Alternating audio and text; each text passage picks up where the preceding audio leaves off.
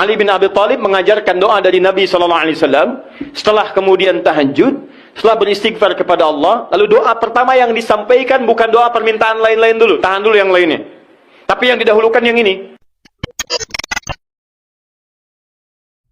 Awas, hati-hati ya. Materi ini bukan hanya penting untuk sesuai amalan Nabi, tapi nanti ada beberapa keistimewaan ketika Anda bisa amalkan itu. Yuk kita mulai bahasan pertama. Istighfar. Memperbanyak istighfar. Kedua doa. Dan ketiga rehat sejenak. Jadi ada ahli surga yang punya kebiasaan di bumi. Ada ahli surga yang punya kebiasaan di bumi. Kalau Anda ingin lihat ahli surga spesial sedang ada di muka bumi, lihat orang yang rajin tahajud, yang pasca tahajud, salah satunya dia perbanyak istighfar kepada Allah Subhanahu wa taala. Ini poin. Jadi, maaf, setelah selesai tahajud, Anda salam kanan, kiri, selesai kemudian witirnya, ada peluang nih amal lagi. Ya. Jangan langsung istirahat. Walaupun cuma satu kalimat. Jeda sebentar. Hadirkan ketenangan setelah ibadah. Syukuri itu semua. Setelah itu baru kemudian Anda kondisikan hati untuk bisa mendekat kepada Allah. Baru Anda ungkapkan kalimat Astaghfirullahaladzim. Astaghfirullahaladzim. Astaghfirullahaladzim. Alladzi la ilaha illa huwal hayyul qayyum wa atubu ilaih. Astagfirullah, astagfirullah, astagfirullah. Nah, disinilah teman-teman dua hal bisa kita kerjakan. Sekarang kita bicara bagaimana cara beristighfar seperti diisyaratkan Al-Quran ini. Kita ambil bagian pertama. Satu, awas hati-hati. Karena ini peluang diampuni dosa cukup besar di sini. Dan seketika Allah yang mengampuni. Seketika Allah langsung yang mengampuni. Jadi ada orang yang ketika istighfar di waktu sahar, seketika diampuni oleh Allah Subhanahu wa taala. Bagaimana caranya? Mari kita lihat. Jadi kalau Anda beristighfar, memohon ampun dari kesalahan atau dosa, jangan sekedar kalimat itu keluar di lisan. Hanya formalitas, ya Allah ampuni saya, ampuni saya. Setiap kalimat yang disampaikan dalam Al-Quran, ingat baik-baik, ataupun dalam hadis itu selalu diistilahkan dengan zikir namanya. Zikir. Ingat baik-baik ya, setiap kalimat kebaikan yang diungkapkan di lisan, itu selalu diistilahkan oleh Quran dengan zikir. Misal, tadi yang astagfirullah, subhanallah, alhamdulillah, yang kita kerjakan ba'da salat, kita kan ba'da salat kita kerjakan astagfirullah, kan istighfar kan? Baik ya, di hadis Muslim, nomor hadis 591. Ya, Nabi kemudian mengucapkan astagfirullah, astagfirullah, astagfirullah. Allahumma antas salam, minkas salam, tabarakta ya dzal jalali wal ikram. Di hadis Muslim nomor hadis 593 kemudian mengatakan la ilaha illallah wahdahu la syarika lah, lahul mulku wal hamdu wa huwa ala kulli syai'in qadir. Baru setelah itu subhanallah, alhamdulillah, Allahu akbar. Zikir ini disebut zikir di Quran. Di Quran surah keempat ayat 103. Paling kanan sebelah atas, agak sedikit ke tengah. Lihat kalimatnya. فَإِذَا قَضَيْتُمُ الصَّلَاةَ فَاذْكُرُوا اللَّهَ. Kalau Anda tuntas mengerjakan sholat, segeralah berzikir kepada Allah Subhanahu wa taala. Nah, apa itu zikir? Zikir itu bukan sekedar kalimat yang diungkapkan. Tapi zikir secara bahasa saja sudah mengandung arti sesuatu yang teringat. Sesuatu yang dirasakan. Ingat dan dirasakan. Di ketika Anda beristighfar, tadi ingat baik-baik, ingat kesalahan, dosa yang dilakukan, minta ampun atas kesalahan dan dosa yang dilakukan. Kalimatnya disebut dengan zikir. Zikir berarti ingat dan merasakan. Jadi begitu Anda mengatakan, ya Allah, astagfirullah, ampuni saya. Anda minta ampun, berarti ada dosa yang dikerjakan. Ingat dosa apa yang Anda lakukan sampai Anda mengatakan ampuni saya. Ini bukan cuma di lisan. Ini begitu Anda istighfar, itu enak Pak. Keheningan malam. Saat tidak banyak suara bising, dan Anda menyadari kesalahan Anda pada saat itu. Begitu air mata Anda jatuh, tumpah saat itu. Kemudian kalimat yang Anda rasakan seketika ampunan dari Allah itu turun kepada Anda semua. Itu yang pertama mesti Anda lakukan. Jadi begitu selesai tahajud, ingat-ingat, perbanyak istighfar. Hatinya nyaman. Setelah ketenangan itu ada, saya agak cepat, baru masuk ke nomor 2. Apa nomor 2 itu? Ini yang saya maksudkan. Awas kalimatnya hati-hati. Memperbanyak doa kepada Allah Subhanahu wa taala, dan inilah doa yang paling cepat diijabah di antaranya oleh Allah Subhanahu wa taala. Doa yang dipanjatkan di keheningan akhir sepertiga malam menjelang fajar dalam keadaan pasca istighfar, bahkan langsung dikatakan di hadis qudsi, jika Anda meminta maka tidak akan pernah ditolak. Siapa yang meminta, aku berikan. Siapa yang berdoa, aku kabulkan. Siapa yang istighfar, man istaghfara li ghafartu lah, aku ampuni semua dosa-dosanya. Aku ampuni semua dosa-dosanya. Anda bayangkan.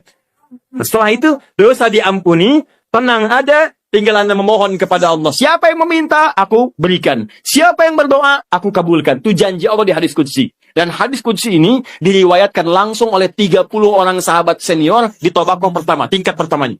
Dia yang menerima dari Nabi itu hampir semua sahabat yang senior, 30 orang. Anda minta tuh, di kesempatan. Mungkin inilah waktu yang doa-doa Anda yang dulu itu mungkin belum terkabul.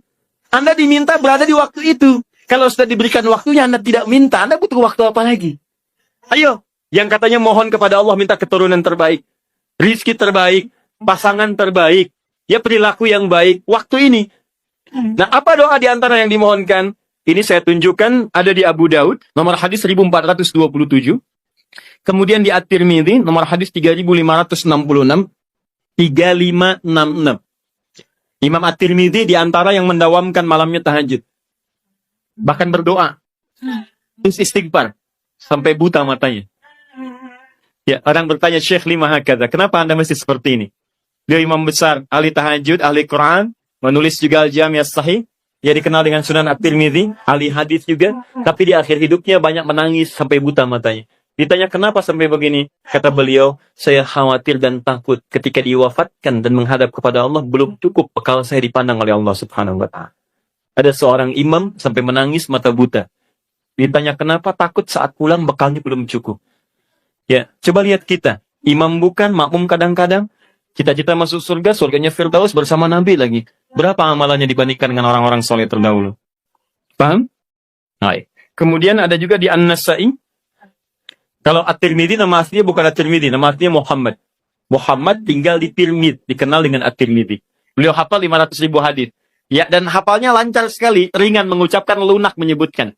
Sampai kata Syekhul Islam Ibnu Qayyim Al-Jauziyah mengatakan, kalau dulu ada Nabi Daud bisa melunakkan besi dengan tangannya, maka ini Abu Daud bisa melunakkan hadis dengan lisannya. Baik, tadi At-Tirmidzi sudah. An-Nasa'i, nomor hadis 1747. 1747. Kemudian Ibnu Majah, An-Nasa'i ini muridnya juga Imam Asy-Syafi'i. Dia pernah belajar kepada Imam Asy-Syafi'i. Kemudian Ibnu Majah nomor hadis 1168. Semua hadis yang diriwayatkan oleh para imam ini sumbernya dari seorang sahabat, menantu Nabi sallallahu alaihi wasallam yang juga sering dibangunkan oleh Nabi sallallahu alaihi wasallam untuk menunaikan salat malamnya, yaitu sahabat Ali bin Abi Thalib radhiyallahu taala anhu. Apa di antara doanya? Allahumma inni a'udzu biridhaka. Ya, Ali bin Abi Thalib mengajarkan doa dari Nabi sallallahu alaihi wasallam setelah kemudian tahajud, setelah beristighfar kepada Allah, lalu doa pertama yang disampaikan bukan doa permintaan lain-lain dulu, tahan dulu yang lainnya. Tapi yang didahulukan yang ini. Ya Allah, Allahumma inni a'udzubika biridhaka min sakhatik. Ya Allah, saya berlindung kepadamu dengan mengharap ridhamu. Jauhkan saya. Ya Allah, jauhkan saya dari segala apa yang engkau murkai. Di antara makna ridha, kalau sudah datang dari Allah, maka mengabulkan semua doa-doa yang dimohonkan.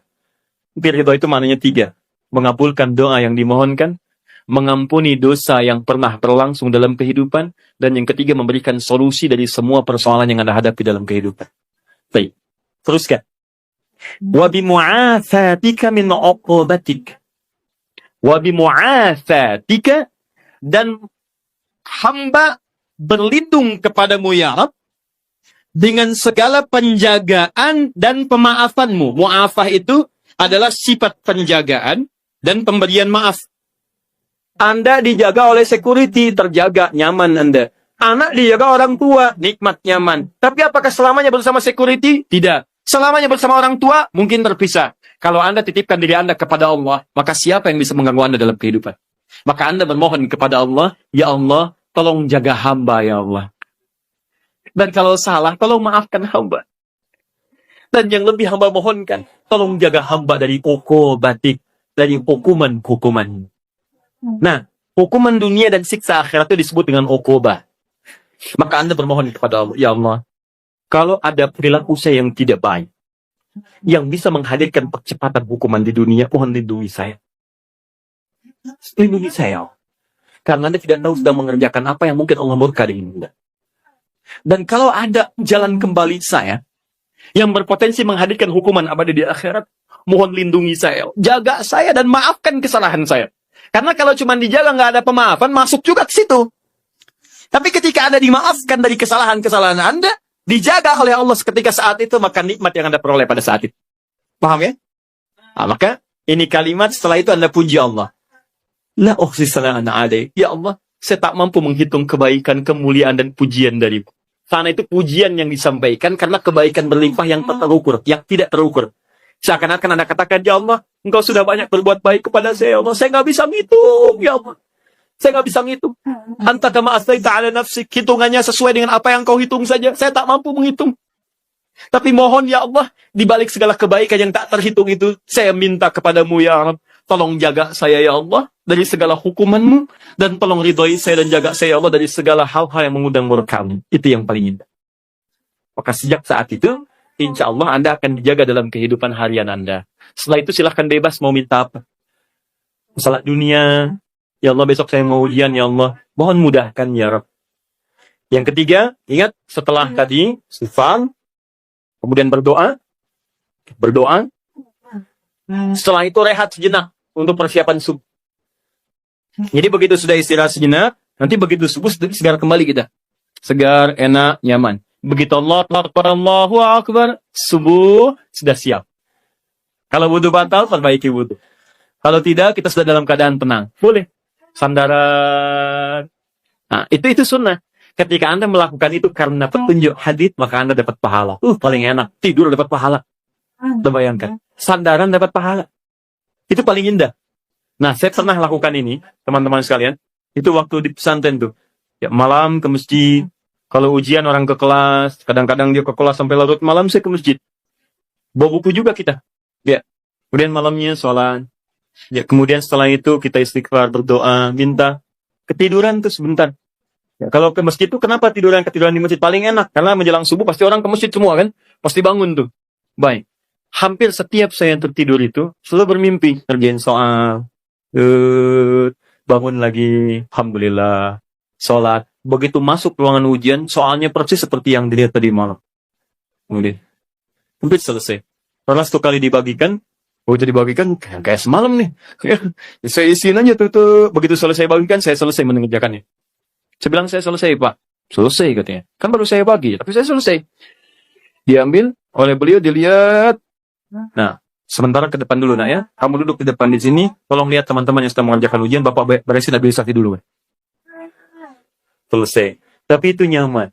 Enak gitu ya. Saya anjurkan teman-teman, adik-adik terutama yang masih kuliah, masih apa, dekati Allah. Karena Allah yang punya pengetahuan. Dekati yang punya, maka Anda akan diberikan hal yang terbaik. Itu ada rumusnya di Quran surah kedua Al-Baqarah di ujung ayat 282. Paling kiri sebelah bawah, paling ujung.